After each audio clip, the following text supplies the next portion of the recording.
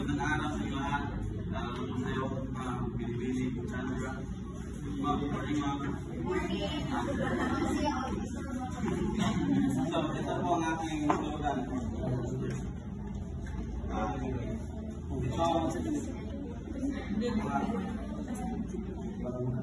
Ito ay sumisipulo sa bansa, iba't ibang bansa or tinatawag natin Earth. Sumisipulo sa Pilipino na kahit saan tayo magpunta, kahit sa ibang bansa tayo makikita-kita, sa pamamagitan ng wikang Filipino tayo ay nagkakaunay at So itong tao na umiisa sa kanyang kamay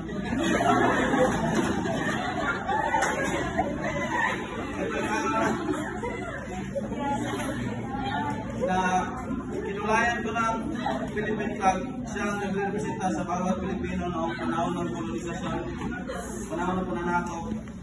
Kaya sa pamamagitan ng libro o dito tayo, isa rin ito sa sandata o instrumento para tayo ay naging malaya na isinulat ni Dr. Jose Rizal at kanyang ginamit ay luma.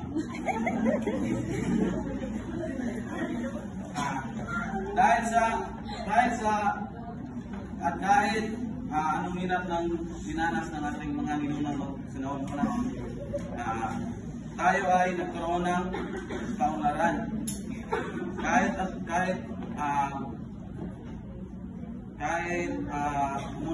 umunlad na ang Pilipinas, not so, but at least,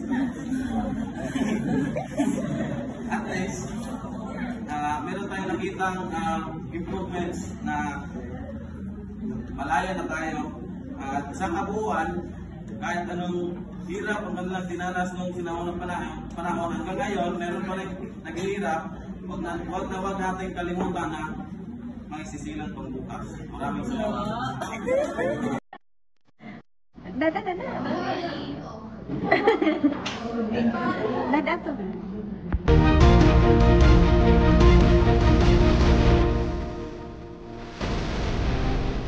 Tayo ang magtatagumpay dahil tayo ang mga anak ng bayan.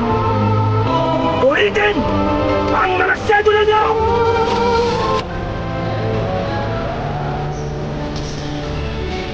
Dito pataas.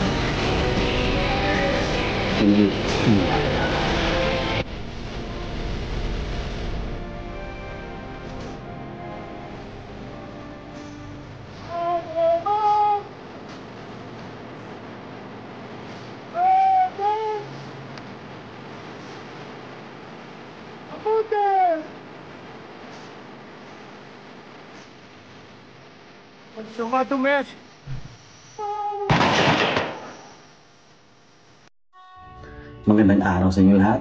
Ako po si Angelito Iskanyan sa ika-4 na baitang sa kolehiyo sa kursong Bachelor in Science and Tourism Management. Ngayong araw ay tatalakayin natin tungkol sa pagpapalaga ng ating wika. Tara, samahan niyo ako.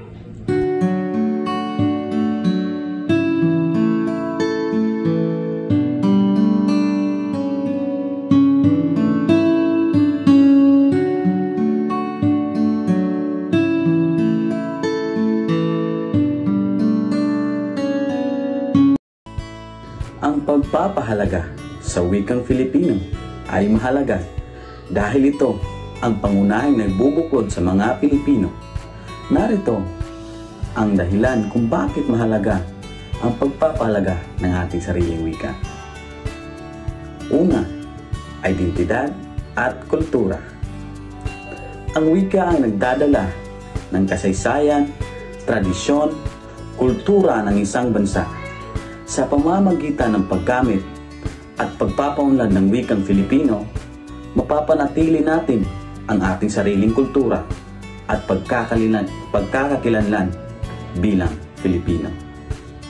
Pangalawa, pagkakaisa. Ang wikang Filipino ang nagiging tulay upang magkaunawaan ng mga Filipino mula sa iba't ibang rehiyon ng bansa na may kanya-kanyang wika at dialekto. Sa pamamagitan nito, nagkakaroon ng pagkakaisa ang buong bansa. Pangatlo, edukasyon. Mahalaga ang paggamit ng wikang Filipino sa edukasyon upang mas madaling maunawaan ng mag-aaral ang mga konsepto at kalaman. Nakakatulong ito upang mas maging epektibo ang pagkatuto at pagtuturo. Pang-apat, pag-unlad ng lipunan. Ang isang bansa na may malakas na pagpapahalaga ng sariling wika ay mas naging malaya at progresibo.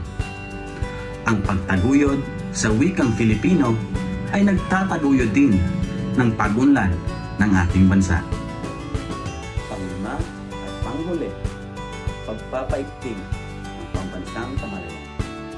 Ang wika ay hindi lamang instrumento ng komunikasyon, hindi paglinang ng pambansang kamalayan.